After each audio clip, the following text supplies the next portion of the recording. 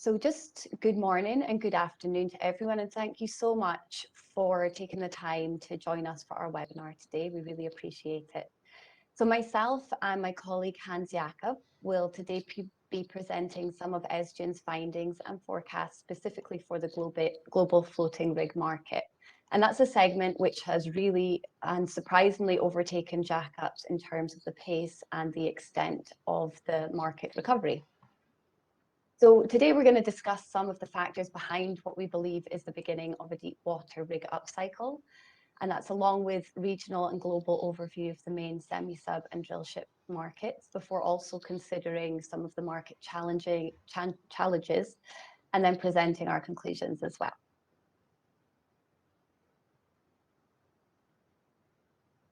So just before we jump in, a quick intro to Esgian's rig service for anyone that isn't familiar with it. So we provide the only fully integrated offshore rig services package to cover rig analytics, rig values, and rig emissions all in one place. So you can find more information about our offering on our website as well.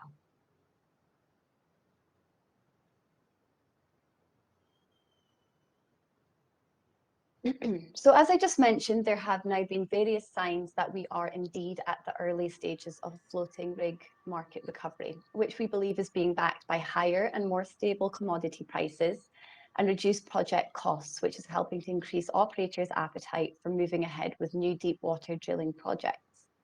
Additionally, recent forecasts from the EIA show that oil demand is set to increase over the next few decades, despite the growing emphasis on the importance on cutting back on the use of fossil fuels, which means that drilling of new wells will be a continued necessity going forward. One of the signs that we are now in the floating rig upcycle is that tendering for new rig projects and awarding of new rig deals is on the rise, and we believe activity levels are now on par with what we witnessed pre-COVID. Additionally, we have recently witnessed more contract options being declared on already awarded deals, which is of course another sign that the market is picking up.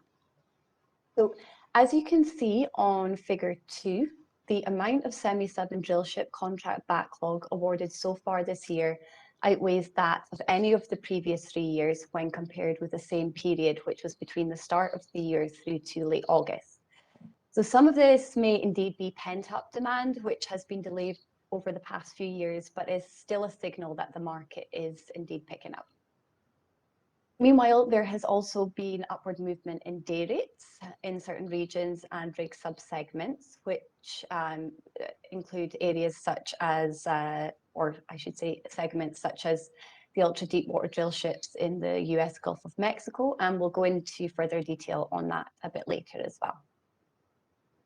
Additionally, we are also hearing from drillers that another sign of an improving market for them is that operators are now more and more entertaining paying for rig mobilizations, which has not been common really for the past few years. And additionally, we've also been witnessing several examples of operators also willing to pay for project-specific upgrades for rigs as well.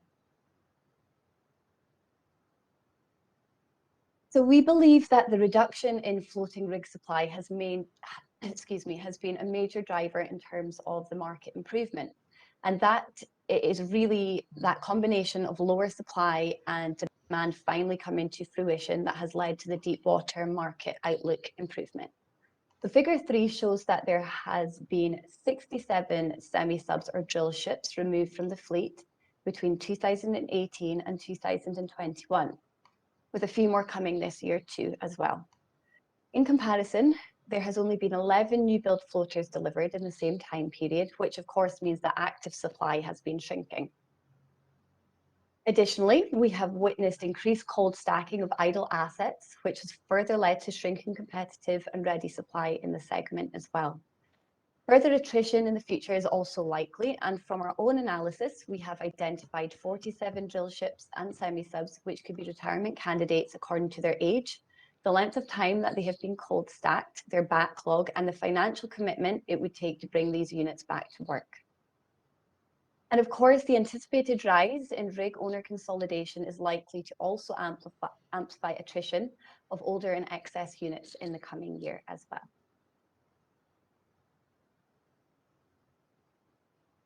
So far this year, there has been almost 70 years of floater backlog awarded, which is already more than the 67 years awarded during the full year of 2020.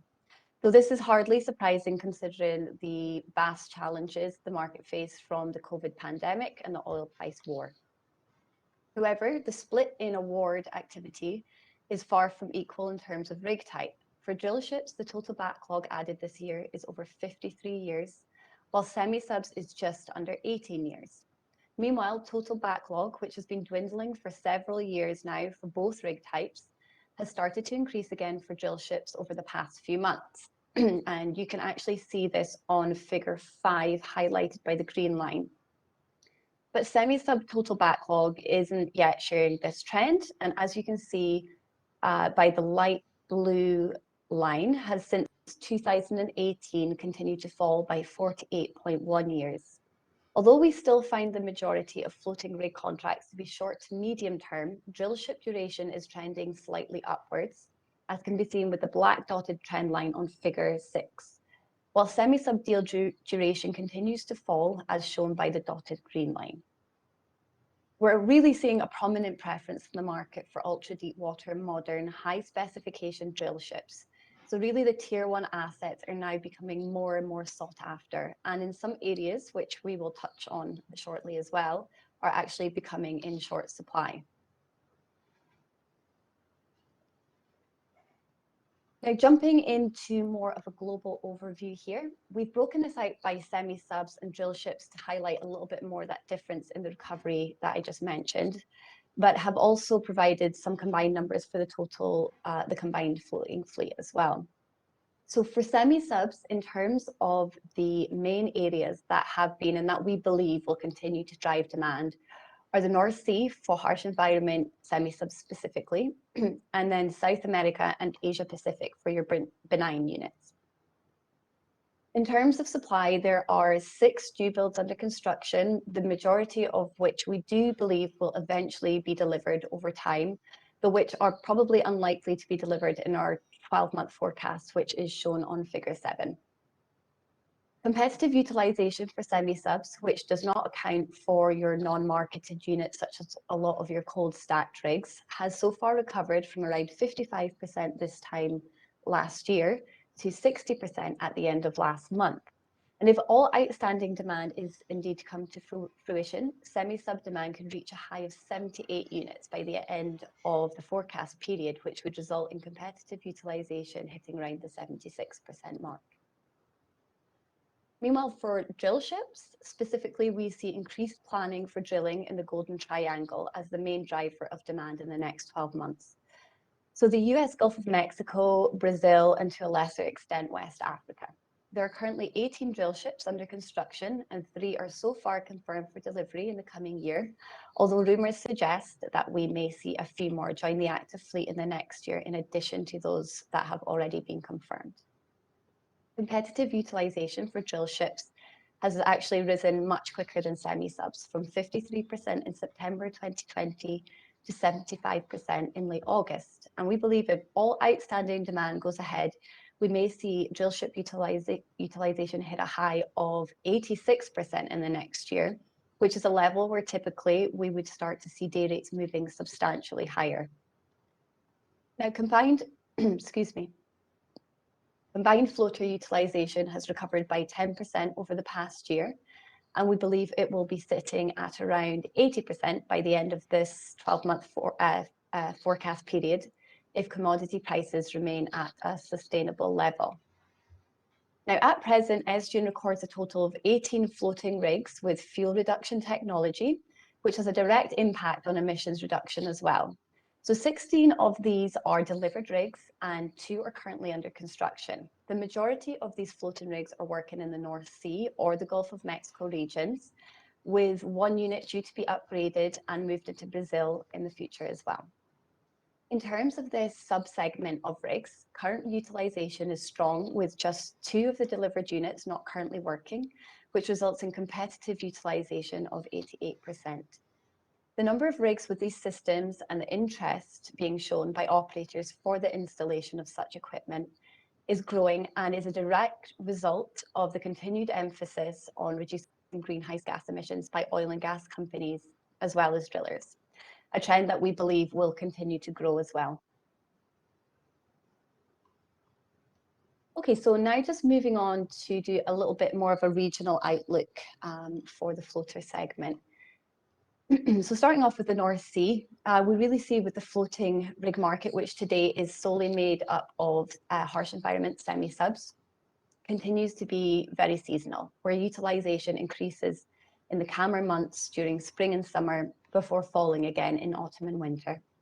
And this is something we believe will continue until demand increases and supply tightens to a point where operators have less option to avoid drilling in the harsher weather months.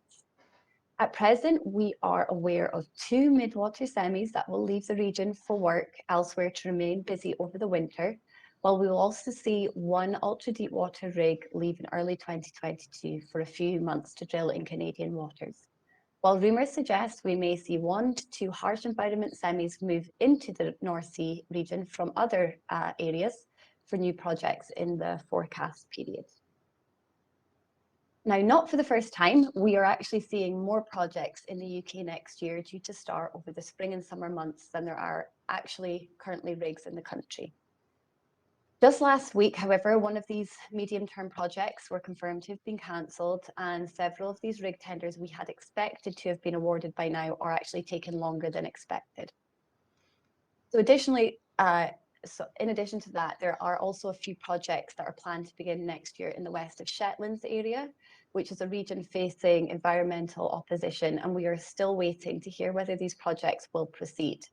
There is some discussion that perhaps a few operators are holding off with their UK rig awards before the COP26 summit is passed, in case there are any major changes that could affect their projects, and are so just hanging off with their FIDs.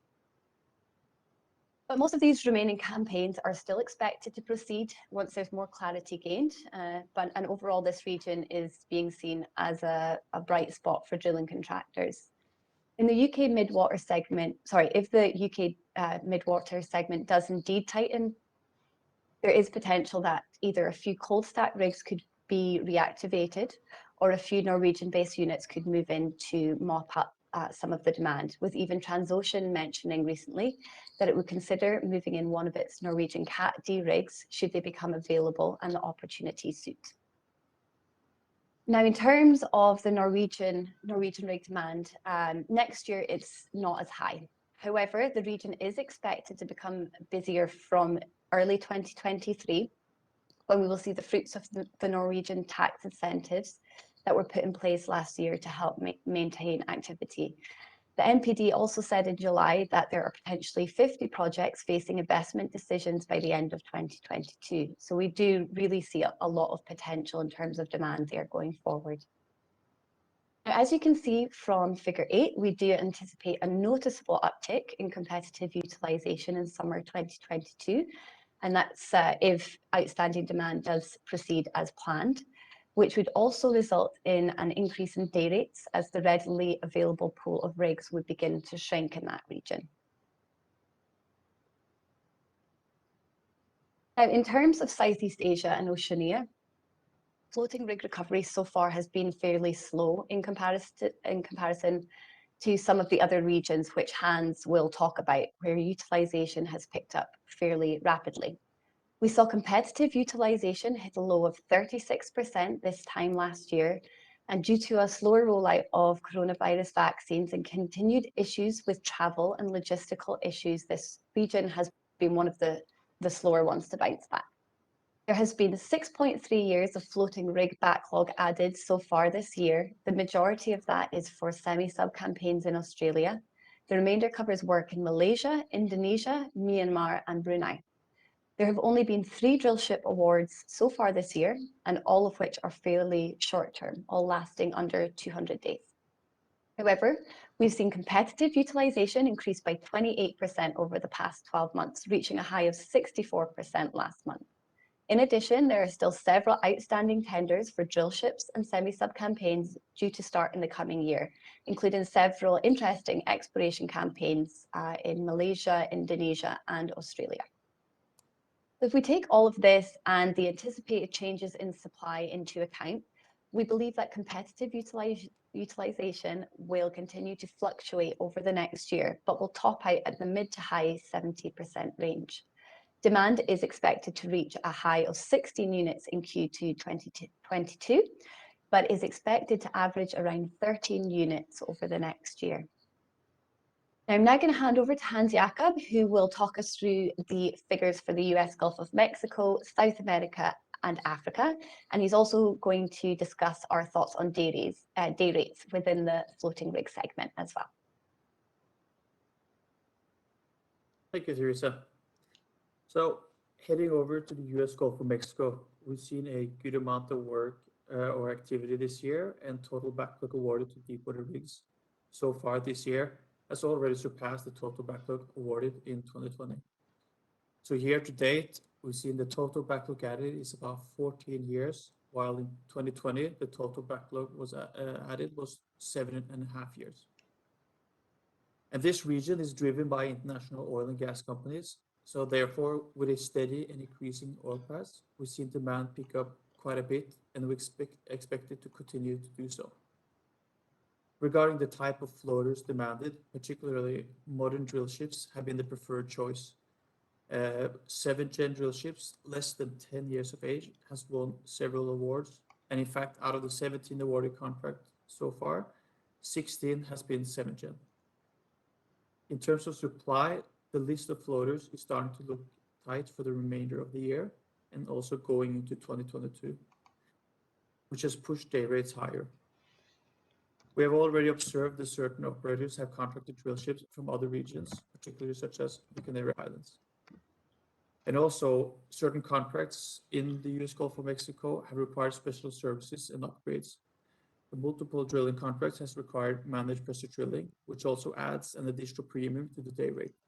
Not only this, 2 awarded contracts so far has required a 20,000 PSI BOP, which again adds to the day rate. Next slide, please.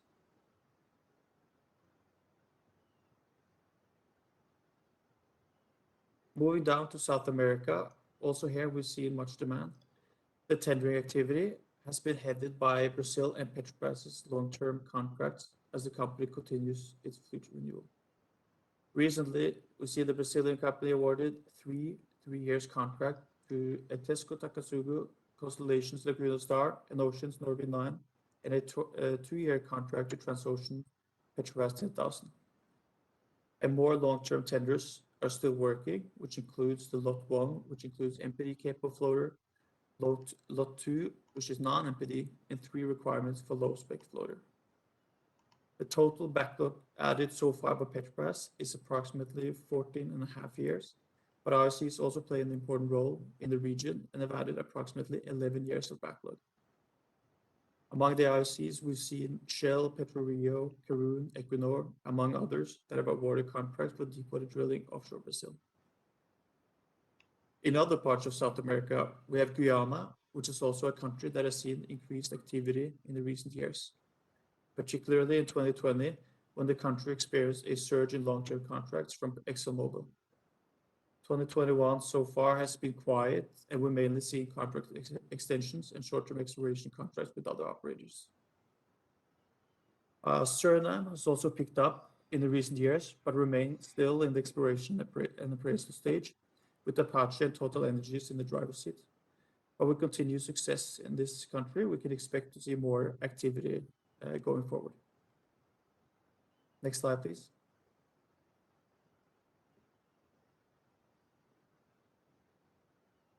Moving on to West Africa, here we've seen the offshore drilling activity has lagged behind the other regions, such as US Gulf of Mexico and South America.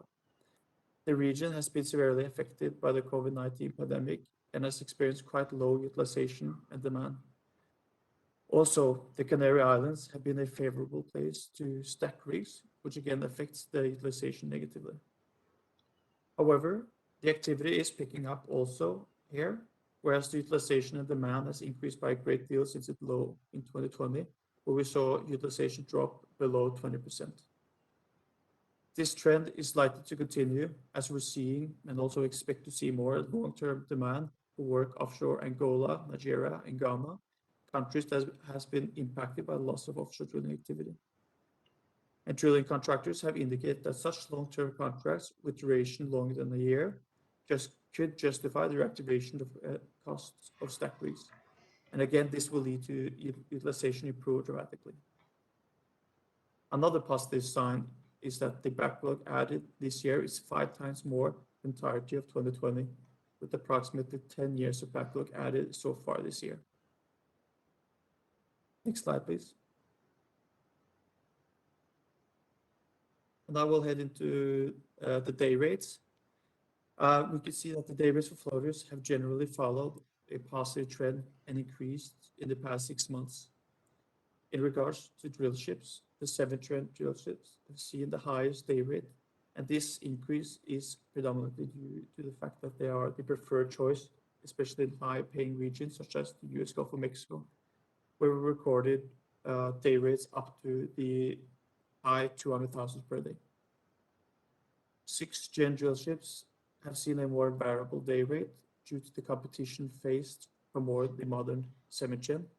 And lately, we've seen a divergence in the day rates, which indicates that the older 6th-gen competes at a discount.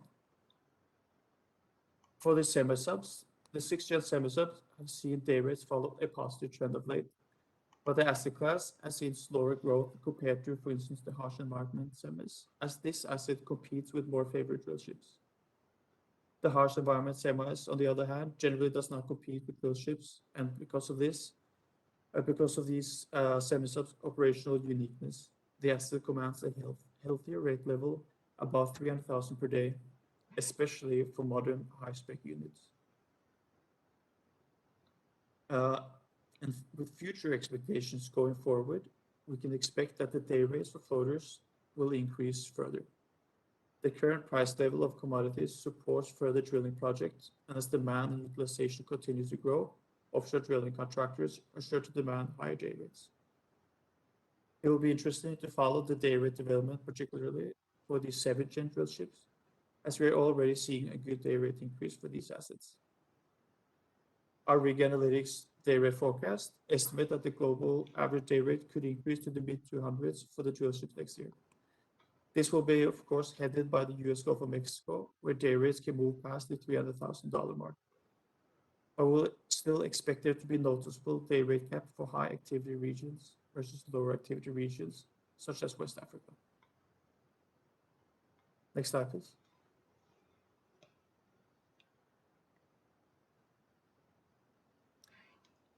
So to sum up, we can see that there are several signs indicating a recovery and that the offshore drilling market is set for further increase in utilization and day rates.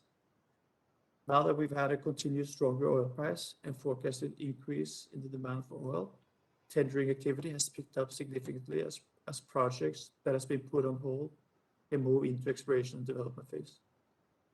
And with higher activity and utilization in certain regions, this will likely attract rigs from elsewhere, which again can improve utilization in low activity regions. In result, just for the next year, we expect to see utilization for drill ships to reach 84%, semisubs 76%, and combined floaters at 80%. I'll now hand it over to Teresa. Thanks, Hans. So just to finish up, we thought this would be a good opportunity to announce that we are launching a brand new and improved versions of what was previously known as Bassoe Analytics and has now been renamed Esgian Rig Analytics. So there are still free and premium versions of the system available, and we would like to encourage everyone to go ahead and log into the system once it is live. And we'll be sending out an email once this is done so everybody knows about it. Now, some of the new updates include a brand new interface, which is quite similar to our other products such as GreenPack rigs. Also, we've added lots of new features such as historical rig status charts, supply, demand and utilization forecasts, lists of rig requirements, which can be filtered by rig type, region, etc. And there is, there's lots more as well. So please do take the opportunity when you get a moment and just check that out. So we've really come to the end of our prepared remarks today. Thank you very much for listening. We're now going to pass it back to Paul, who will read out some of the questions which hopefully you've been sending through to us, and Hans and I will do our best to answer those. So thank you again for your time. Thanks, Teresa and Hans. Some great information and great presentation. Thank you. So we have got a few questions coming through at this moment in time. Just to clarify one of the comments that we are recording this presentation so that it will be loaded onto a website which will circulate that around in a couple of days' time, and the slides we'll make available as we go through over the next couple of days. But so getting to some of the specific questions that are coming through. Got one here on West Africa. Utilization forecast looks to increase by a large number from September to mid-2022. Could you provide any details on colour and why this is? Yes, of course. I think firstly, we can mention again that West Africa has suffered quite a lot during the COVID-19 pandemic. And also, currently, with the lack of vaccinations in these countries, it makes it harder to operate in the region. But for sure, we're seeing more tendering activity out there, with a few examples being, ExxonMobil and Total Energies in Angola. We're hearing that Tullow Oil and Aker Energy has a good amount of work in Ghana. So demand is definitely picking up there.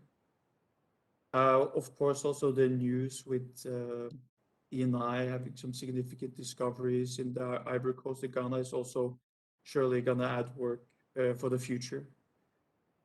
In terms of utilization, it's been quite low due to the amount of stacked rigs in the Canary Islands. It's been a very popular place to stack rigs because of its vicinity to many markets such as US Gulf, South America, you name it, West Africa, and the Med. And now that we see more long-term contracts generally globally, we'll see probably more rigs being reactivated and move from this area, which again will be quite positive for utilization in the region. I hope that's answered enough. Okay, thank you. Going on to the next one then. You mentioned in the presentation that operators are willing to pay for upgrades. What type of upgrades do you see more commonly installed at this moment? Yeah, I can take that as well. We're definitely seeing some interesting sorry? Did you say something, Teresa? No. Oh, sorry. Okay, sorry. I misheard. We're definitely seeing some interesting updates being done. And I guess some of the upgrades we've heard is MPD systems, BOP, as we mentioned, but also more recently energy saving systems. And I think in terms of what we've seen most recently, of course, the Valaris drill ship, I believe it's DS-11. I got the contract with Total Energies for the North Platte project. We'll go through some major upgrades, and this includes a 20,000 PSA BOP.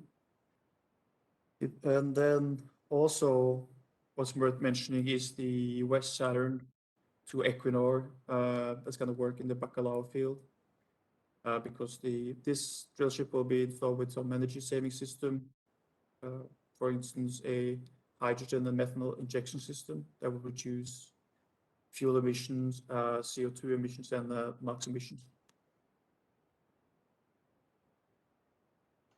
That's all for me. Just staying with that, because there's been a couple of other follow-up questions on that one. Is are we seeing for rigs that have been upgraded with emission equipment already, are we seeing increases in rates or utilizations for those vessels?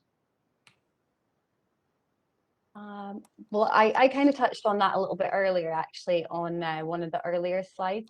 So yes, we have actually. In terms of floating rigs, so we already have, I think it was 18 floaters that are delivered, and 16 of those are actually out working just now. In terms of utilization, yes, absolutely, we're seeing higher utilization, but a lot of that I think is to do with the fact that certain operators have requested those upgrades, project-specific upgrades. Really,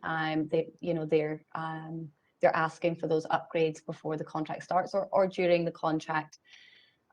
So operators commonly like your Equinors or your Shells, Aker BPs. And then in terms of your day rates, yeah, we are seeing that there's a couple of things going on in terms of certain operators that are offering sort of bonus incentive schemes in terms of your day rates for those sort of units, especially with your emission reduction.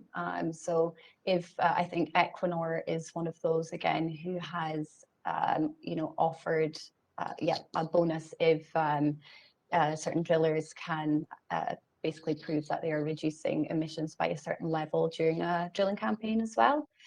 But generally across the board, they are commanding a premium on the day rates when they have certain upgrades like that on board.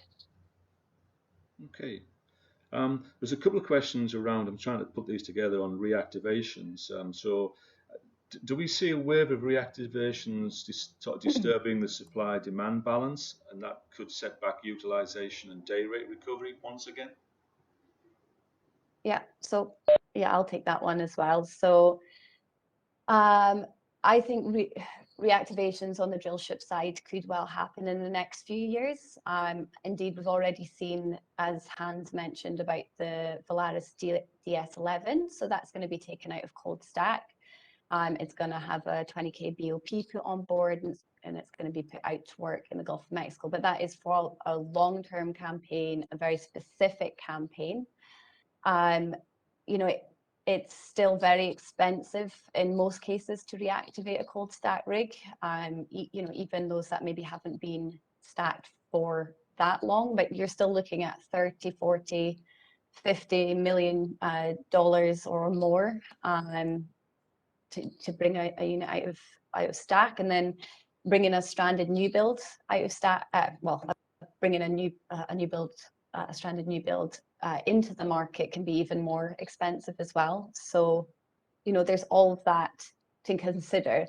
So what we're really hearing from drilling contractors is that they'll only reactivate or consider taking out a new build if the contract term and the day rates are going to offset those costs, and they're going to be able to get that sort of investment, make that investment back over the initial contract period, and if the outlook for follow-on work as well looks good. So there's that. And then really at present, I think where we're seeing that day rate level that would accommodate reactivating a rig at around about the 300,000 a day mark, for instance, with your sort of modern drill ships, which is where probably we would see most potential for reactivations in the coming years. Of course, it all is going to differ from case to case, depending on how long a rig has been stacked, what condition it's in, the contract duration, things like that. It's not all going to be the same across the board. But again, we're hearing over and over from your big drillers that they're aiming to be more restrained with reactivations to avoid flooding the market and bringing day rates down again. But yes, I do think we could see more reactivations and new builds coming in, but not in a way that's going to flood the market. I think it will happen over a longer period. They'll be spaced out. It will more be a as and when is needed sort of base case, rather than just bringing lots of these units back in and kind of putting the market back to where it was a few years ago. Hopefully that answers the question. Okay.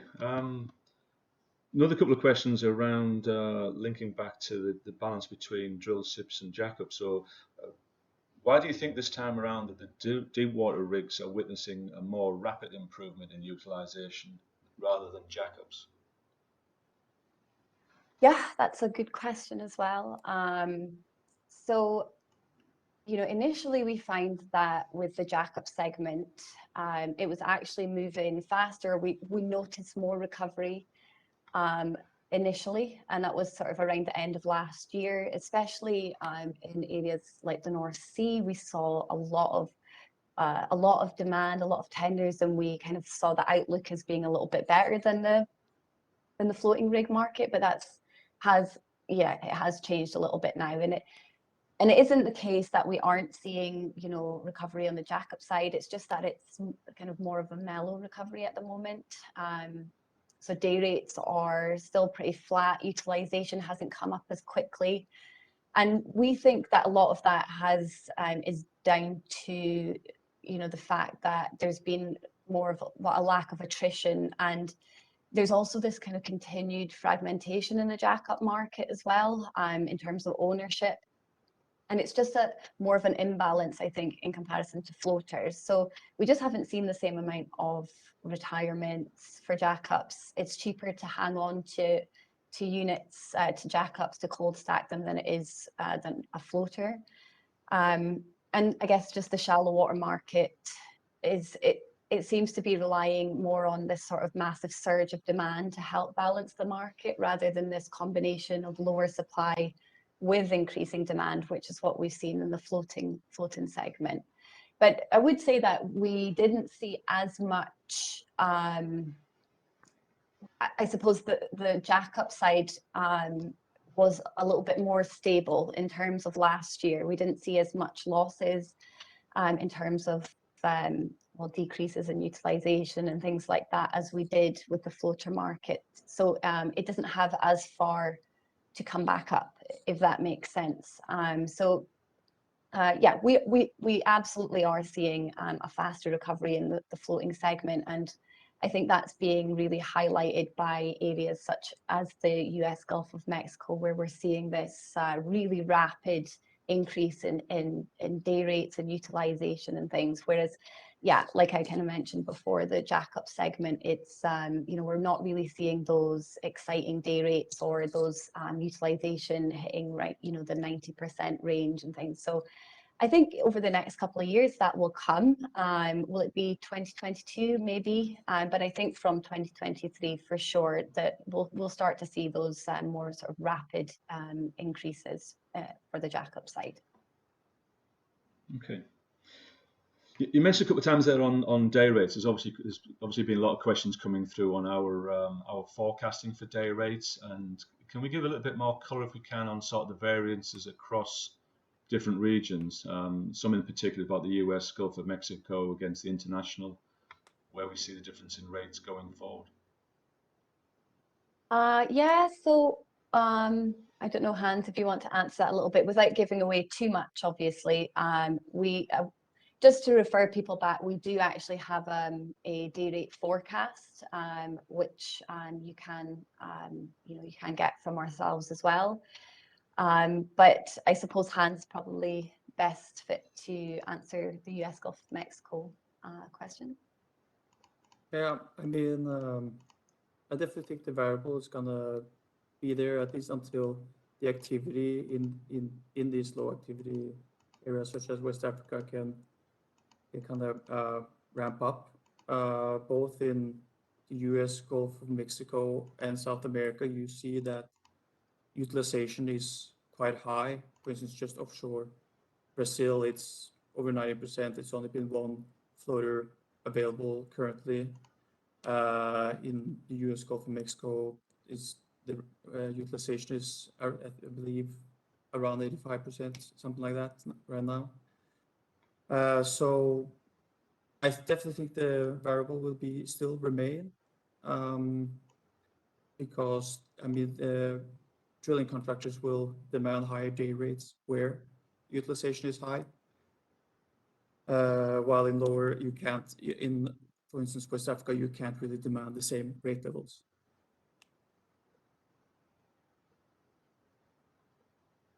But I think in Hans's prepared remarks, he did mention that,